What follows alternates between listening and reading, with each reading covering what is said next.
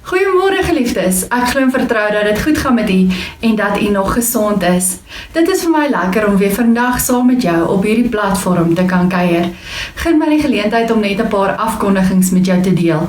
Eerstens sê ons baie dankie vir elkeen van u wat ietsie in ons bankrekening inbetaal. Ons waardeer dit opreg. Ons herinner u net daaraan om asseblief in die verwysing te sê dat dit vir die koskas, die jeug of versorg is, sodat ons weet waarvoor om dit te allokeer. Dan wil ons graag ook vir almal wat in die komende week verjaar, baie geluk wens met hulle verjaarsdag. Ons glo en vertrou dat dit vir u 'n besonderse dag en 'n geseënde jaar sal wees. Wat ons voorbereidingslys aanbetref, vra ons nog steeds voorbereiding vir oom Anton Smit en tannie Annetjie Klint wat in die hospitaal is, vir oom Flip Blessing wat sukkel met sy gesondheid, en dan sê oom Johan Annandale, baie dankie vir die voorbereiding wat julle vir hom gedoen het die afgelope tyd. Hy het goeie nuus van die kardioloog af ontvang, so ons glo en vertrou dat dit voortaan net met hom baie beter sal gaan. So vir nou gaan ons eers sy naam van die voorbereidingslys afhaal, maar ons gaan nog steeds in ons gebede aan hom dink. Indien daar enigiemand anderste is van wie ons nie bewus is nie, vra ons dat u ons asseblief in kennis sal stel. En dan begin ons weer met ons fondsinsamelings en ons sosiale geleenthede. Die 15de Februarie gaan ons eerste koeksondag hê, en ons vra dat indien u 'n koek wil skenk, dat u asseblief vir Sonja sal kontak. Anders te vra is dat u net die geleentheid sal bywoon en dat u 'n donasie sal bring en lekker saam met ons na afloop van die erediens 'n stukkie koek sal kom eet en ietsie sal drink. So die 15de Februarie is ons eerste fondsinsameling. Hou gerus die Facebookblad en die WhatsApp groepe dop vir al die inligting oor ons aktiwiteite wat afgeskop het en skakel gerus daarby in. Dit is dan nou al wat ons afkondigings aanbetref. Ek gaan vra dat ons net vir 'n oomblik sal rustig raak in God se teenwoordigheid en dat ons saam wees op hierdie platform op 'n gepaste wyse sal begin. So kom ons sluit nou ons oë en dan bid ons saam. Here Hemelse Vader, baie dankie dat ons saam wees op hierdie platform op 'n gepaste wyse kan begin. Dankie dat ons nou kan rustig raak in u teenwoordigheid en dat ons vir u kan vra om ons te help om wanneer ons gaan lees en wanneer ons na hierdie boodskap gaan luister en wanneer ons daaroor gaan nadink, vir ons die woord oop te breek, om met elkeen van ons te kom werk en vir ons te wys wat die spesifieke dinge is waaraan ons moet aandag gee, sodat ons in ons verhouding met u kan groei en sodat ons meer en meer na u beeld kan gevorm word en dat ons dit kan gaan uitleef in die wêreld daar buite. En daarom kom vra ons nou, Gees van God, dat u met elkeen van ons sal werk, dat u nou die woord vir ons sal oopbreek. Dit is ons gebed in Jesus se naam. Amen. Nou geliefdes, ons is nog by Epifanie en dit is die tyd wat Jesus aan ons verskyn op aarde en ons fokus dan nou ook vandag op Matteus 6 en ons gaan al 21 verse van hierdie gedeelte saam lees. Nou gewoonlik het ons die geneigtheid om dit op te breek, om net op die armes te fokus of net op die Onse Vader gebed, maar ons lees dit nooit as 'n eenheid nie en ek dink dis belangrik dat ons dit partykeer as 'n eenheid lees, want daar is ook 'n boodskap in die geheelbeeld wat vir ons na vore kom. So ons gaan saam lees vanaf vers 1 tot 21 van Matteus 6. Moenie julle godsdienstige pligte in die openbaar nakom om deur mense gesien te word nie, want dan kry julle geen beloning van julle Vader wat in die hemel is nie. As jy byvoorbeeld armes help, moet dit nie uitpasy nie. Dit doen die skynheiliges in die sinagoges en op straat, sodat mense met lof van hulle kan praat. Dit verseker ek julle, hulle het hulle beloning klaar weg. Nee, as jy iets vir die armes gee, moet jou linkerhand nie weet wat jou regterhand doen nie, sodat jou goeie daad verborge kan bly. Jou Vader wat sien wat verborge is, sal jou beloon. Verder, as jy bid, moet jy nie soos die skynheiliges wees nie. Hulle hou daarvan om in die sinagoges en op straathoeke te staan en bid sodat mense hulle kan sien. Dit verseker ek julle, hulle het hulle beloning klaar weg.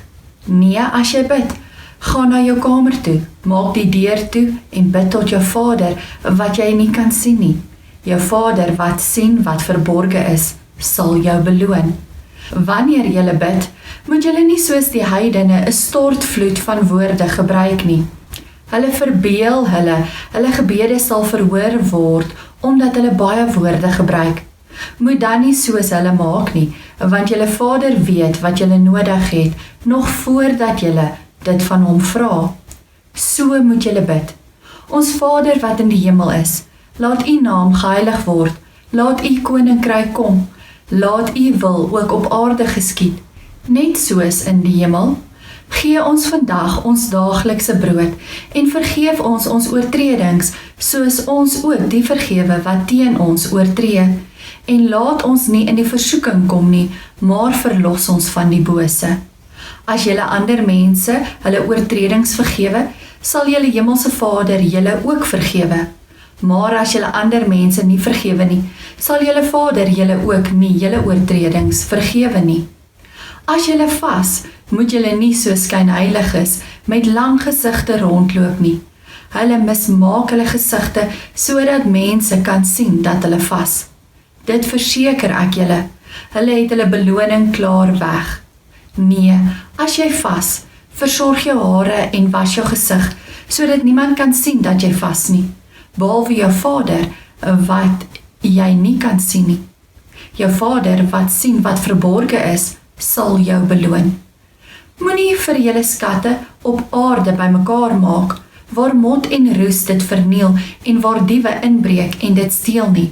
Maak vir julle skatte in die hemel bymekaar, waar mot en roes dit nie verniel nie en waar diewe nie inbreek en dit steel nie.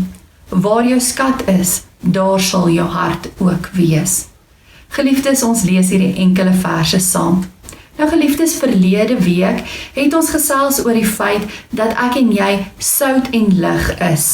Ons is dit reeds en ons moet uitgaan in die wêreld in en dit wat ons reeds is, gaan uitleef. Wat beteken dat ek en jy moet kies om 'n pad saam met God te stap? Maar, soos wat ons almal weet, is hierdie pad wat ons saam met God moet stap, nie 'n maklike pad nie. Soms raak ek en jy hierdie pad byster, soms vat ons 'n afdraaipaadjie, of soms is dit net vir ons moeilik om op hierdie reguit pad te bly. Veral wanneer ek en jy probeer om dinge in ons eie kragte te doen. Want die druk van die wêreld daar buite is eenvoudig net te groot. En as ons dinge in ons eie krag probeer doen, dan kry ons presies die teenoorgestelde effek van dit wat ons wil bereik. Want ons word juis ingeslurp deur die wêreld en die wêreldse waardes en die teenstand wat ons van hulle afkry. Nou soms kry ek en jy dit reg om teen die wêreld op te staan, maar dan doen ons dit met soveel woede, venyn en bitterheid.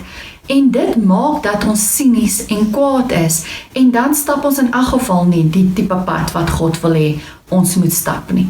Nou die vraag is dan, wat is die oplossing? Wat kan ek en jy doen om dit te verander? Wel, dit help nie ons probeer harder nie, want dit gaan nie 'n verskil maak nie. Ons gaan innerlik vernuwe moet word en ons het laasweek ook kortliks by hierdie gedagte van vernuwing stil gestaan, waar ons gehoor het dat God ons denke moet vernuwe. Nou wanneer ons innerlik vernuwe word, dan sal dit ook in ons uiterlike sigbaar word. Dit sal in ons gedrag en die manier wat ons hierdie pad stap, sal dit na vore kom, want ons as mens gaan verander. Die manier waarop ons leef, dink en werk gaan verander. En dit is die sleutels wat Jesus vir ons in hierdie gedeelte kom gee, wat ons dan ook help om te verander en om hierdie pad saam met Jesus te stap. En dit is die geheim om met God te konnekteer. Wanneer ons in die geheim met God konnekteer, dan gaan ons groei in ons koneksie met God. En dan sal die resultate van daardie groei in die openbaar sigbaar word. Nou Jesus gee vir ons 3 spesifieke voorbeelde van hierdie innerlike koneksie wat ek en jy met God kan hê en waarin ons kan groei. Die eerste een is, hy sê gee in die geheim, dan bid in die geheim en die derde een is vas in die geheim. Nou kan jy dalk vir my sê, maar hoekom moet dit in die geheim plaasvind? is dit nie in kontras met wat ons laasweek gehoor het nie. Ons het laasweek gehoor dat ons sout en lig vir die wêreld moet wees en dat mense die sout en die lig moet ervaar en sien. En nou hoor ons dat ons in die geheim met God moet konnekteer. Wel, dit is nie kontrasterend nie, dit moet net reg verstaan word. Eerstens gaan hierdie 3 aspekte oor ons persoonlike verhouding met God en dat daar groei in hierdie verhouding met God moet plaasvind. So dit is 'n persoonlike aspek, iets waaraan ek en jy moet aandag gee, waarop ons moet fokus. En dit moet ons in die geheim laat plaasvind in 'n persoonlike intieme verhouding met God. Maar wanneer ons hierdie aspekte begin bemeester het, dan kan ons dit in die publiek uitleef. En dan gaan daar so 'n verandering in ons lewens na vore kom, dat dit outomaties sigbaar gaan wees vir die mense van die gemeenskap, die gemeente en op die einde van die dag, die land. So, dit wat uitvloei uit dit uit, is dan meer publiek. Maar wat vir my baie belangrik is dat wanneer dit publiek word, dat ons nie die eer daarvoor ontvang nie, maar dat God die eer daarvoor moet ontvang. So dis nie ek en jy wat oulik is en die applous verdien nie, dis God. En ons het laasweek ook by daai gedagte stilgestaan. Nou, daar is dan 3 geestelike dissiplines of gewoontes waaraan ons nou gaan aandag gee. En dit is die 3 goed wat ek voorheen genoem het. En ons gaan kortliks by elkeen van hulle stil staan. Nou, hierdie 3 geestelike dissiplines of gewoontes is goed wat ek en jy reeds kan doen, wat reeds binne ons vermoë is, en wanneer ons dan daaraan aandag gee en dit beoefen en inoefen, dan gaan ons mettertyd gaan ons beter raak daarmee, gaan ons sterker word in dit, en dan gaan dit vir ons moontlik wees om dinge te doen wat tans buite ons vermoë is. Gestel ek wil byvoorbeeld die Comrades gaan hardloop. Ek kan nie net die dag wanneer die kompetisie plaasvind daar opdaag en die 89 km gaan hardloop nie. Maak nie saak hoe goed my bedoelings is of hoe goed ek gemotiveerd is daarvoor nie. Ek gaan dit waarskynlik nie maak nie. Ek gaan waarskynlik 'n klomp beserings opdoen of selfs in die hospitaal beland. Maar as ek stelselmatig gaan begin oefen, is dit dalk 'n ander saak. So kom ons sê ek begin nou oefen. Waar gaan ek begin oefen?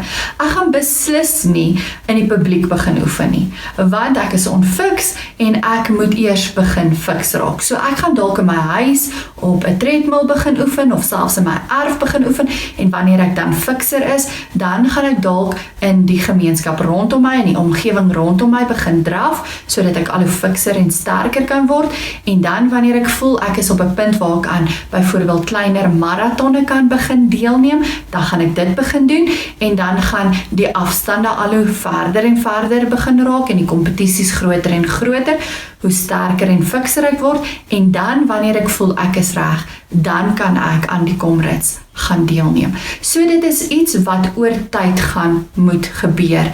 Ek gaan moet fokus op dit waarop ek moet fokus, en ek gaan hier begin en klein begin en sterker word, en dit gaan groei en groter word totdat mense in die publiek dan sien ek oefen. Dieselfde geld vir my geloofslewe. Ons moet aspekte in ons geloofslewe identifiseer waarmee ons sukkel. So kom ons sê dis gebed, dan moet ek en jy dit identifiseer en ons moet dan daaraan begin werk. Kom ons vat 'n ander voorbeeld van byvoorbeeld geduld. Ek gaan nie oornag net ewe skielik geduldig raak nie. As ek 'n ongeduldige persoon of 'n selfgesentreerde persoon of 'n liefdelose persoon is of 'n persoon is wat sukkel om voor ander mense te bid of hardop uit die Bybel uit te lees, gaan dit nie net ewe skielik verander nie. Ek gaan moet begin bid daaroor en ek gaan dit moet begin inoefen, en hoe meer gereeld ek dit dan begin doen, hoe makliker gaan dit vir my wees om geduldig te wees of om saggeaard te wees, om vrygewig te wees, om liefdevol op te tree, om vir mense te bid, om voor mense te lees. hoor u, met oefening raak dinge makliker. Met weer en weer probeer om hierdie dinge deel van my menswees te maak. So dit gaan van my gereelde oefening vra. En wanneer ons dit gereeld doen, dan gaan dit naderhand 'n geestelike gewoonte of 'n geloofsgewoonte by my skep. Nou die 3 gewoontes wat Jesus hier noem is vrygewigheid, gebed en vas. Die eerste een waarby ons gaan stil staan is vrygewigheid. Jesus sê hier, moenie in die openbaar gee soos die skynheiliges nie. Jou linkerhand moenie weet wat jou regterhand doen nie. Dis wanneer ons dit in die privaat doen, wat ons die ware beloning ontvang.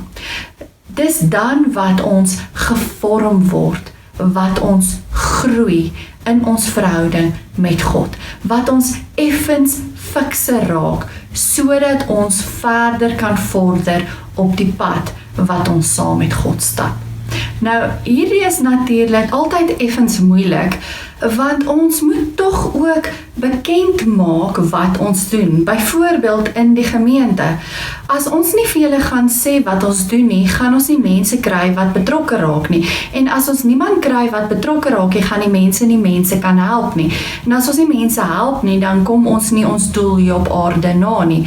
So, daar moet altyd 'n balans wees. Ons het 'n balans nodig, maar dit gaan daaroor dat ons dit nie vir menslike applous doen nie, maar dat ons dit in gehoorsaamheid aan God doen. En daarom hou ek persoonlik nie daarvan dat daar foto's geneem word wanneer ons byvoorbeeld vir mense kos uitdeel of klere gee nie. Eerstens gaan dit vir my oor die feit dat ek die mense wat aan die ontvangkant is wil beskerm, en aan die ander kant gaan dit nie oor ons wat die kos uitdeel of die klere gee nie. Dit gaan oor God wat geëer word vir die feit dat ons ander mense kan help en kan bystaan. Die feit dat ek en jy egter moet leer om te gee, is wat belangrik is uit hierdie gedeelte. Nou kan jy dalk hier sit en na hierdie boodskap luister en vir my sê, ek het alreeds so min. Ek het skaars genoeg om van te leef en nou verwag jy van my om nou nog iets te gee ook. Wel, ek is seker daarvan dat elkeen van ons in staat is om iets te gee. Ons kan dalk nie finansiëel gee nie, ons kan dalk nie kos gee nie, maar ek en jy kan van ons tyd gee, ons kan van ons gawes gee, ons kan liefde uitdeel, ons kan gebede uitdeel, ons kan 'n hart hê wat omgee vir mense en wat belangstel en wat vir hulle sorg. En dan as ons finansiëel baie het, dan kan ons geld gee of van ons besittings gee. Dit waarvan ons oorvloed het, kan ons dan gaan uitdeel daar buite. Maar dit vra dat ek en jy net sal begin. Dat ons klein sal begin. Dat ons hier by ons eie mense sal begin. En dat daai kringetjie dan al hoe verder sal uitbeweeg buite toe. So ons gaan hier moet begin leer. En hierdie geloofsgewoonte moet begin oefen. En dan sal ek en jy groei daarin. En hoe meer ons gee, hoe makliker gaan dit vir ons wees om te gee. Dan gaan ek en jy nie vashou aan aardse dinge nie. As ons leer om weg te gee, dan gaan dit al hoe makliker raak. My kinders het byvoorbeeld daarmee gesukkel toe hulle baie klein was, want hulle het baie sentiment aan goeders geheg. En toe het ek met hulle begin gesels en vir hulle gesê, wanneer ons iets ontgroei het, dan neem ons 'n foto daarvan en ons sê dankie dat ons dit vir 2 of 3 of 5 jaar kon gebruik het, en dan gee ons dit vir iemand anderste wat dit kan gebruik. In plaas van om dit net iewers in 'n kas of in 'n krat of iets te sit en niemand gebruik dit nie en later van tyd gooi ons dit weg. So kom ons deel dit eerder met iemand wat net daaruit kan kry. En hulle het dit begin verstaan en begin doen, en nou raak dit makliker om van dinge afskeid te neem, want hulle het in hierdie gewoonte gekom om te deel, om te gee en om vrygewig te wees. So dis die eerste geloofsgewoonte. Die tweede geloofsgewoonte waarby ons stil staan is die een van gebed. En nou kan jy vir my sê, ek het al baie preke oor gebed gehoor. Ja, dis waar, maar dis belangrik dat ons dit weer moet hoor. Jesus kom beklemtoon in hierdie gedeelte dat dit 'n persoonlike aspek is. Dat ons gebedslewe persoonlik is. Nou kan jy sê, ja, maar Dominee, jy het al baie dikwels gesê dat geloof nie 'n privaat aangeleentheid is nie. En ek staan daarby. Dis persoonlik, maar beslis en definitief nie privaat nie. Dis gemeenskaplik. Ons aanbid God saam in die gemeenskap van gelowiges. Maar geloof is ook privaat. Jy kan nie net in 'n kerkgebou gaan sit en God net daar aanbid nie. Jy kan ook nie net laat ander mense vir jou bid nie. Jy moet ook persoonlik met God praat, en dis waar die privaat gedeelte na vore kom. Nou Jesus kom gee vir ons 'n eenvoudige model in hierdie gedeelte van gebed, waar hy 4 bewegings aanraak. Die eerste beweging, sê Jesus, begin deur die draai na God toe. In gebed oriënteer ons onsself na God toe.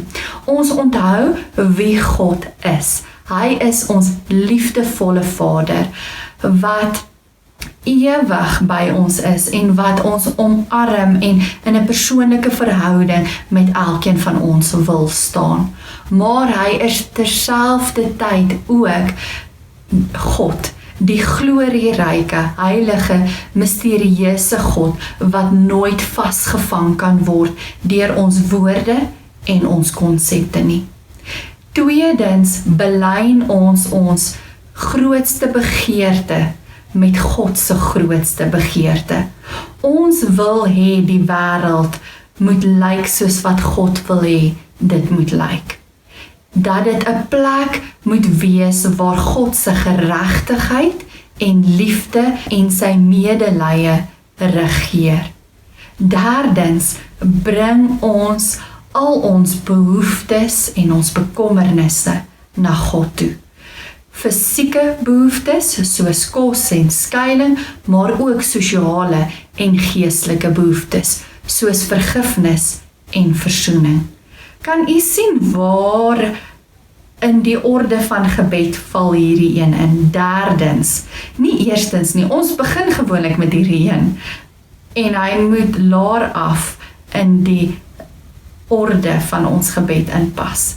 En dan uiteindelik berei ons voor vir die publieke wêreld waarvan ons deel is. Wanneer ons vir God vra dat hy ons sal lei en dat hy ons weg sal neem van beproewings en versoekings af en dat hy ons sal bevry van die bose. Nou hierdie gebed van Jesus is nie nog 'n formule wat ek en jy streng moet volg en moet toepas in ons lewens nie. Nee, dis 'n riglyn, want gebed is 'n gesprek met God. En ek en jy moet net daagliks in gesprek met God tree, maar dit moet eerstens vir ons oor God gaan en laastens oor onsself. Ek en jy moet seker maak dat ons prioriteite ook wat dit aanbetref reg is. Want geliefdes, ons gaan partykeer met hierdie inkopieslysie of met hierdie wenslysie na God toe en ons fokus so op onsself en ons eie behoeftes dat ons by niks anders, nie eers by God self, uitkom nie. En dit bring my by die laaste dissipline of geloofsgewoonte wat Jesus van praat, en dit is vas. Weereens gaan dit oor 'n dissipline wat tussen my en God gebeur. Dit gaan oor die verhouding met God en dit moenie iemand anders te beïndruk nie. Dit moenie inpas in 'n spesifieke groep of in ander mense se lewens nie, want dit gaan oor God. Ons fokus op God, sodat ons vir God kan beter leer ken en innerlik getransformeer kan word. Nou ek verstaan dat daar sekere mense is wat nie daarvan hou om te vas nie, of wat nie kan vas nie, veral nie kos of vloeistowwe nie weens gesondheid, maar dan is daar ook ander mense wat wel daarvan hou om te vas, veral in die lydingstyd wat eersdags voor die deur is. En ek voel net ons moet mense respekteer vir hulle keuses en hulle besluite om te vas al dan nie. Nou dalk weet jy nie waaroor vas gaan nie, en dan wil ek nou vir jou 'n bietjie meer agtergrond inligting gee.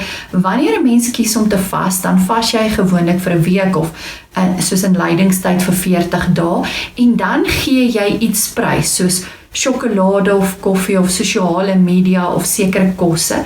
En dan wanneer jy hierdie sjokolade sou eet of koffie sou drink of TV sou kyk, dan gebruik jy daai tyd en jy spandeer dit saam met God, sodat jy nader aan God kan beweeg, sodat jy sy hartklop kan hoor, sodat jy hom beter kan leer ken.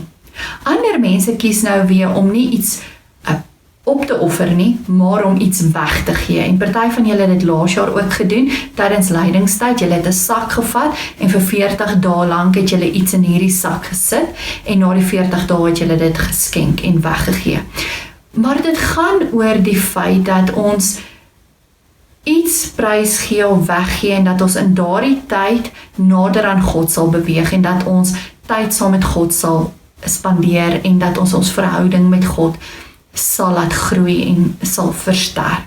So dit gaan oor om 'n gewoonte te vorm om nader aan God te kom. En nou is die vraag wat ek en jy waarskynlik vir onsself vra is, waarom ons hierdie gewoontes moet deel maak van ons lewe, waarom ons vrygewig moet wees, waarom ons moet bid en waarom ons moet vas. Wel, Jesus kom antwoord hierdie vraag vir ons, as ons na vers 19 kyk, daar praat hy oor die skatte wat in die hemel is, en hy kom roep ons op om op hom te fokus, en op dit wat waarde het, want aardse rykdom en skatte kan vergaan, kan van my en jou al weggeneem word, ons kan dit verloor, maar die skatte en die gewoontes wat ons geestelik bymekaar maak, kan nie van ons weggevat word nie. Die gewoontes wat ons aanleer, wat ons help om 'n beter mens te wees, om nader aan God te beweeg, dit wat ons aangeleer het, kan niemand van ons al wegneem nie. Dit het ewigheidswaarde. Dit maak ons hart vol, dit laat ons groei en nader beweeg aan dit wat God wil hê ons moet wees. En waarvan die hart van vol is, loop die mond van oor, en dit word sigbaar in ons dade, in ons manier van leef. So dit gaan ons outomaties verander en daai verandering gaan sigbaar word in die wêreld en dan gaan ons sout en lig vir die wêreld wees. Dan gaan ons dit uitleef wat God wil hê ons moet uitleef. Maar geliefdes, ek en jy kan nie vrygewig wees. Ons kan nie vir iemand bid. Ons kan nie hierdie goeders doen as ons leeg is nie. Ons moet vol wees van God, sodat ons kan uitgaan en 'n verskil kan gemaak in die wêreld daar buite. En daarom wil ek jou uitdaag om aandag te gee aan hierdie geloofsgewoontes, om dit deel te maak van jou lewe, sodat jy nader aan God kan beweeg, sodat dit jou kan verander en sodat jy 'n voorbeeld kan gaan stel in die wêreld daar buite. Ek sluit af met hierdie laaste woorde. Groei in jou persoonlike ruimte en gaan blom in die publieke ruimte tot eer van God. Amen. Kom ons sluit ons oë en dan bid ons saam. Here en Hemelse Vader, baie dankie dat ons vandag gehoor het dat dit belangrik is dat ons geestelik moet groei en moet vol wees sodat ons kan uitgaan en daar buite 'n verskil kan maak. Vader, maar hierdie vol word en hierdie groei is 'n persoonlike ding. Dis iets wat in die privaatheid moet gebeur, Vader, waar ons geskaaf word en geskuur word en waar ons leer om nader aan U te kom, wat ons leer wat ons swakpunte en ons sterkpunte is en waar ons aan die swakpunte kan aandag gee en werk en waar ons aan die sterkpunte kan werk sodat dit nog sterker kan word. Vader, en daarom is dit iets persoonliks. Maar Vader, dit kan nie net persoonlik bly nie, dit moet oorgaan en deel word van ons publieke lewe, sodat U alle eer kan ontvang daarvoor. Vader, en daarom moet ons innerlik groei en sterker word en dit moet 'n persoonlike ding word, maar ons moet gaan blom in die wêreld daar buite. En ons sukkel om dit reg te kry, want partykeer wil ons juis erkenning kry vir dit wat ons reg gekry het en dat ons beter is met iets en ons hou daarvan en dis ook nie verkeerd nie, maar U sê U moet die eer ontvang daarvoor, nie ons nie. En daarom kom bely ons eers as dit oor ons gaan en nie oor U nie, en ons kom vra vir U verander ons. Help ons dat dit oor U sal gaan, dat ons sal vrygewig wees, nie om 'n klopjie op die skouer te kry nie, maar om vir U die eer te gee dat U vir ons goed is en dat U vir ons oorvloed gee, sodat ons kan gee en kan uitdeel, of dit nou fisiese goed is en of dit nou geestelike goed is. Vader, en dat ons sal bid, dat ons nie net sal groei in ons persoonlike geloof nie, maar dat ons ook ander sal help om te groei, en dat ons ook vir ander sal intree en sal bid, sodat ons wêreld 'n beter plek sal word en sal verander. Ag Vader, en as ons die dissipline van vas ook deel maak van ons lewens, help ons dat dit ons ook sal help om nader aan U te beweeg, en om aan U al die eer te gee wat U toekom. Vader, maar in ons eie krag, weet ons gaan dit nie reg kry nie, ons gaan nie in staat wees om dit te doen nie, en daarom kom vra ons Gees van God, help ons hiermee. Vader, ons kom bid dan ook vandag vir die in ons gemeente wat siek is, ons dra hulle aan U op, ons vra dat U ook die pad saam met hulle sal stap, dat U vir hulle sal krag gee, dat hulle intens bewus sal wees van U teenwoordigheid, en dat hierdie siekte hulle ook nader aan U sal bring, en dat hulle ook by U sal kom vind wat hulle nodig het. Dankie dat ons onsself, ons gemeente en ons gemeentelede aan U kan kom opdra vandag, en dat ons kan vra dat U die pad saam met ons sal stap, dat U vir ons insig en wysheid sal gee. Ons bid hierdie dinge in die kosbare naam van ons Here Jesus Christus. Amen. Geliefdes, dankie dat ek my gedagtes rondom hierdie teks met jou kon deel. Ontvang dan nou die seën van die Here. Geliefdes, ek bid nou hierdie seënbede op elkeen van u af. Here, maak ons 'n instrument van U vrede. Waar daar haat is, laat ons daar U liefde bring. Waar daar onreg is, vergifnis. Waar daar twyfel is, geloof. Waar daar wanhoop is, hoop. Waar daar duisternis is, lig. En waar daar droefheid is, vreugde. Seën ons met U genade, liefde en vrede. Amen. Geliefdes, bly gesond en wees geseënd. Totsiens.